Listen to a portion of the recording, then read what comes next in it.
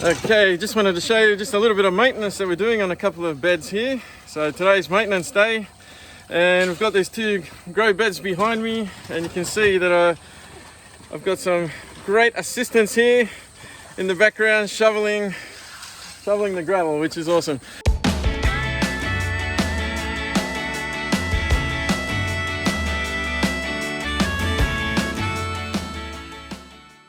These beds have been in for about 5 years, and after about the 5-year mark, at some point you're going to have to just dig the gravel over, because it is, after all, a filter.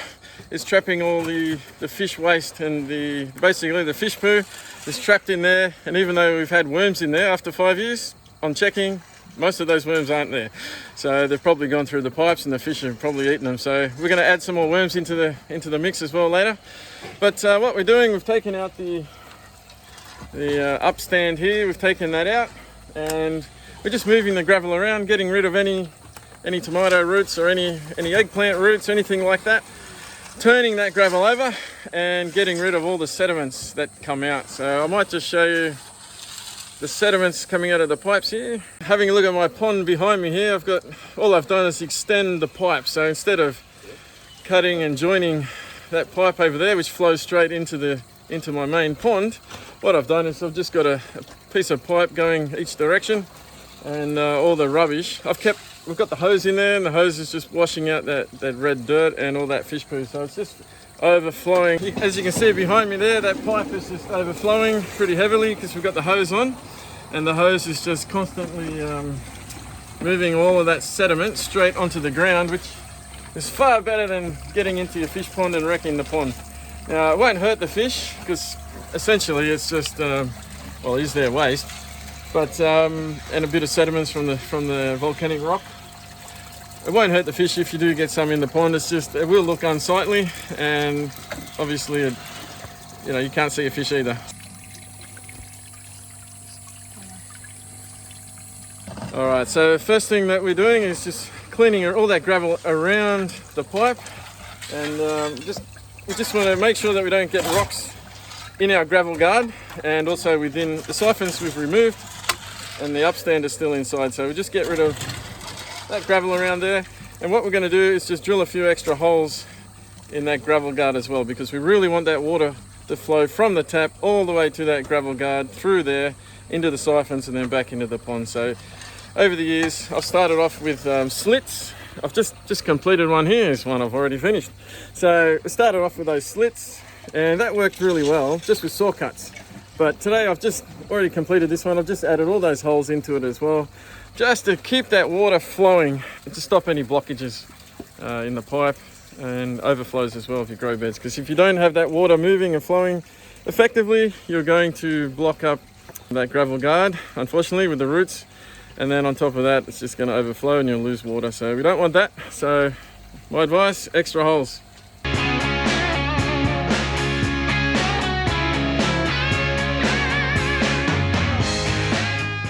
pull that in. Yeah, look at that.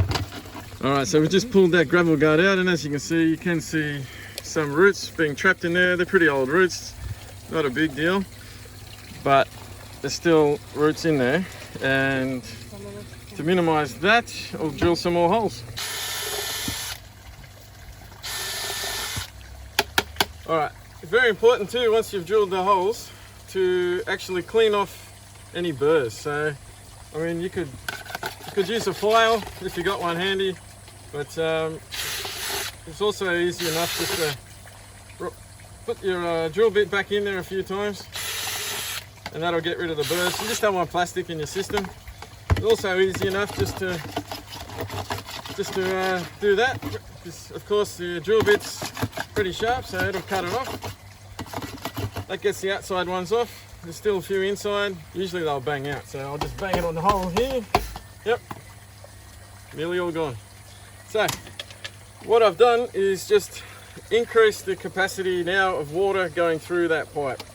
Previously I had some really deep saw cuts, which is great, but I also had a couple of single saw cuts where I've used a smaller blade, and I remember now I did use a jigsaw, and then I went over it later on. So I didn't go over all of them, obviously. I must have forgot, or I can't remember what happened, but now I've got so much more ways for water to travel into my gravel guard, so I won't have any blockages. Nothing will overflow out of this grow bed. So encourage you to put as many drill holes as possible, and of course make sure your drill holes are pretty large, but it can't be any bigger than the gravel. I know it's obvious, but if you're using smaller gravel, then you want smaller drill holes. So none of those will ever go in, and that's the plan. You want to keep all the gravel on the outside and all the water on the inside. Now when you go to put this back, just make sure that all the gravel, again it's a bit obvious, but just make sure all that gravel is out of the way of the base, and that way it'll easily fit on top. Now I can feel 1 or 2 bits of gravel there. And just gives you a clean finish. At the bottom it'll sit flat and tight, and then what we'll do is just put all the gravel back around it. That'll hold it firmly in place, and then you can start using the shovel. Shovel the rest of it. As long as that's in place, make your life so much easier.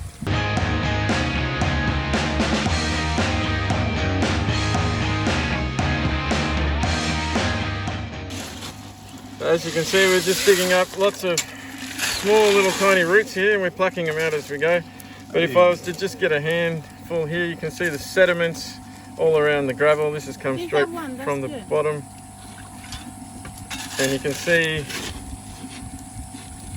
how much root is down the bottom there. So it's good to get that out. Now the worms will eat that normally, however at the moment we haven't found too many worms, just a couple. So over time the worms will get it out, but for a 5-year maintenance it's good to get it out.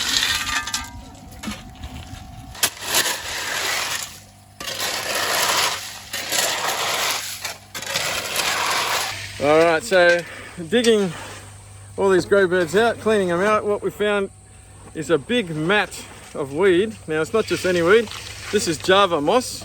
It's quite an expensive aquarium weed.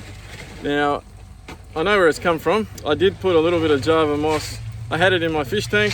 I had it in a small tank underneath all my aquaponic systems. So somehow it's transferred into the system, and that's the result. So that is clogging up my grow bed.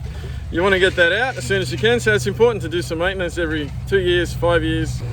All right, so the good news about the Java moss, there is a good side of it, and that is it's great habitat for worms. So I couldn't find too many worms, but they're all hiding in the Java moss.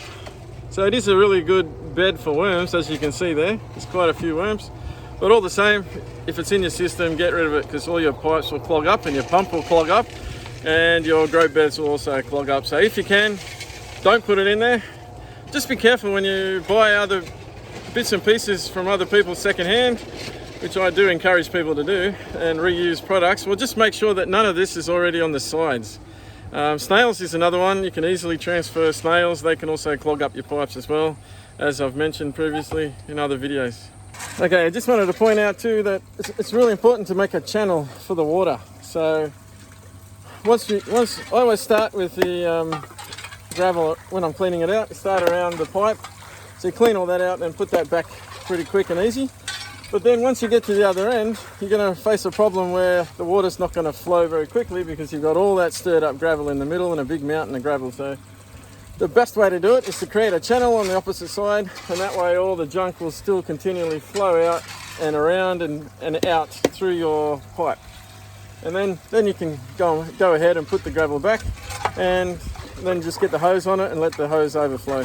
So we're just shoveling it all back. So we're basically backfilling from the inlet pipe. So as I said, we started at the gravel garden, our upstand, and then we've created a channel down the side, and now we're backfilling from the middle, backfilling it again, and that's pushing all the waste forward back through the pipe again and out onto the floor, which is currently flooding out there, but at least it's not going into the pond. One thing I just noticed too is when you're doing all this maintenance work, sometimes you get gravel stuck in between the grow beds, like so.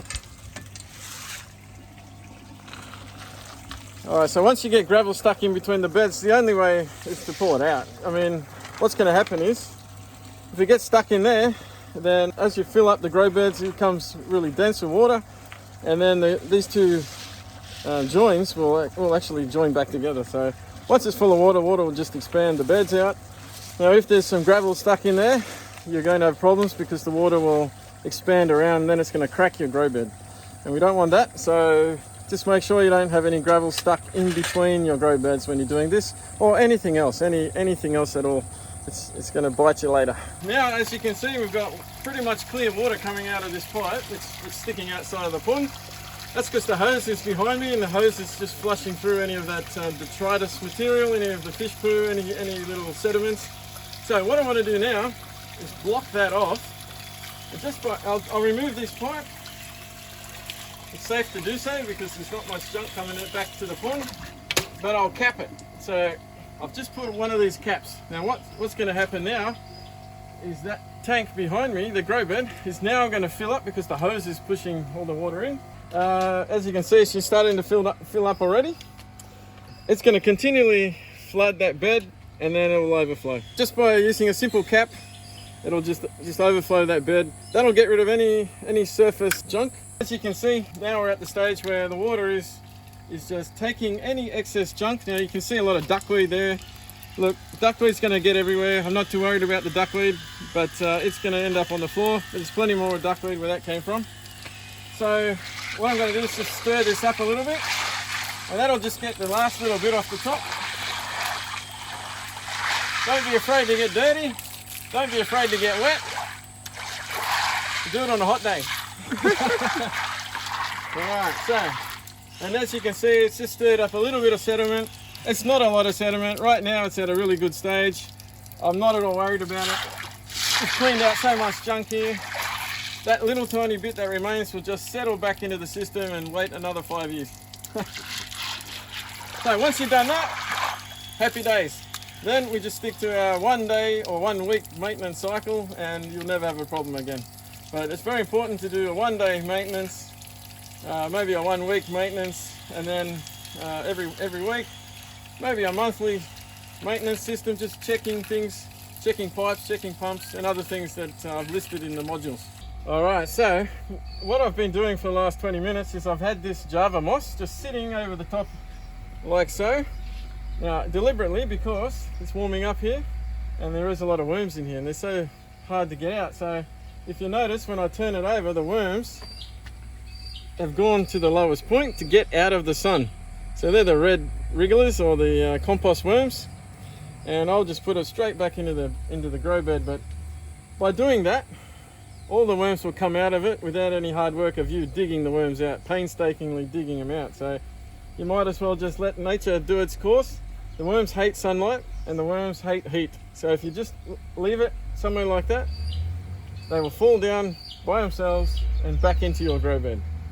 Alright, so now we're at the stage where the second grow bed is overflowing because we've got the hose in there and it's permanently pumping fresh clean water in, and we've capped off the outlet back into the pond so none of that junk's getting in there, and it's just slightly cloudy, so it's just a little bit more sediment on the top which is overflowing nicely. So that's all we want it to do. It does seem like a little bit of waste of water, but after 5 years I think we can justify it. After 5 years, you can easily justify it. We're saving water every single second that we're having an aquaponic system as opposed to traditional farming. And we're just now going to start replanting. And with aquaponics, it's easy to replant. All you do is just dig straight down into the gravel, make a hole like so, and just bury the roots. Simple as that. Just make sure all the roots are covered. And it's easy to move these plants around. It's not a problem at all to move the plants. And then we'll hang them up. These are tomatoes, so we just hang them up with a bit of wire above the grow beds. They're looking a little bit shabby because they were all sitting on the ground. They weren't tied up previously, so we'll tie them all up. We'll make them look beautiful and they'll grow. Okay, so now all we have to do, we've cleaned the beds out, and now all we have to do is put the angles back on the outlet. So as simple as taking that off, the water's going to pour out of there. And we just put it elbow back on. Now, a little bit of junk's going to come out because it's stuck in the pipe, but not much compared to all the work we've done already. A couple of hours so far. As you can see on this side, it's pretty jolly clean, whereas this one has got a little bit of junk still in there. Look, that's all going to clean up in it will make the pond a little bit cloudy for a few hours, but it will all just go back around the system and it'll all be captured.